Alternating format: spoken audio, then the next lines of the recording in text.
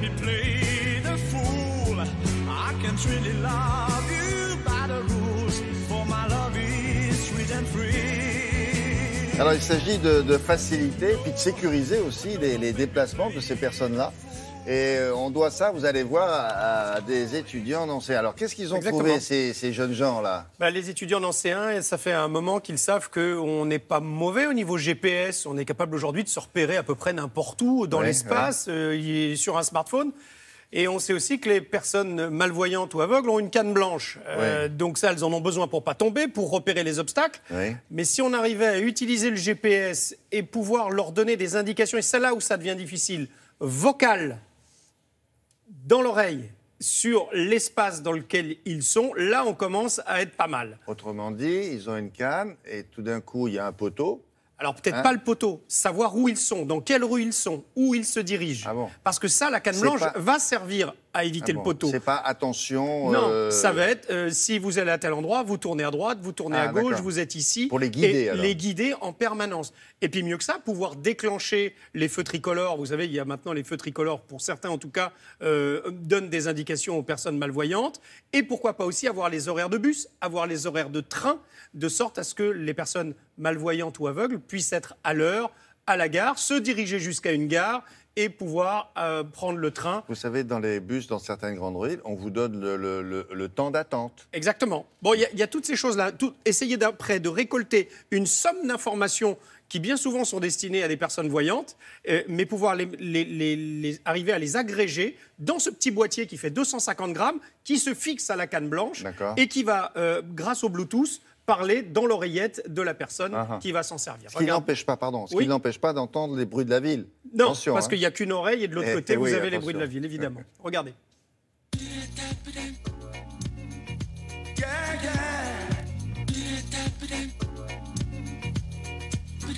Sherpa, c'est le premier assistant intelligent qui va aider les personnes déficientes visuelles dans leur quotidien. Donc le but, c'est de leur permettre de se déplacer en toute autonomie et en toute sécurité. Ce produit embarque toutes les technologies actuelles, que ce soit du GPS, du Bluetooth ou de la connexion Internet 3G. Continuez pendant 16 mètres. Grâce à Sherpa, une personne déficiente visuelle va pouvoir traverser en toute sécurité en étant informée de l'état du feu piéton. Elle va pouvoir prendre le bus en toute autonomie sans avoir à demander de l'aide à des passants. Elle va également pouvoir se repérer dans la ville et se laisser guider pas à pas vers des destinations qu'elle ne connaît pas forcément. Place Dombasle, Nancy. Place Mathieu de Dombasle. Donc là, le produit va me donner la première instruction de navigation. 285 mètres, 5 minutes. Et je peux commencer mon itinéraire. Dirigez-vous à 9h sur rue Henri Poincaré. Tournez à droite sur rue Poirel. Prochaine instruction sur la gauche. Sherpa est un produit très simple d'utilisation et d'installation. C'est un petit boîtier très léger, accompagné d'une oreillette sans fil pour recevoir les informations. Il s'installe très facilement et se fixe sur n'importe quelle canne blanche du marché.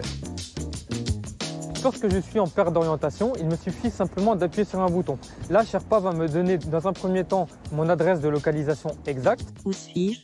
Place Thiers, 54 000 Nancy. Mais je vais également avoir l'information des 3 principaux points de repère à proximité pour me repérer également dans l'espace. Gare de Nancy, 85 mètres. J'ai également la possibilité de déclencher automatiquement les feux piétons parlants. Il me suffit d'appuyer sur un simple bouton. Rue Stanislas. Le feu piéton est rouge. Notre produit sera disponible à partir du mois de septembre 2017, donc directement sur notre site internet ou alors lors des nombreux événements de démonstration que nous allons organiser sur l'ensemble du territoire. Et on espère également pouvoir être mis au catalogue de nombreux revendeurs de matériel spécialisé. Arrêt gare Thiers-Poirel. 3 minutes.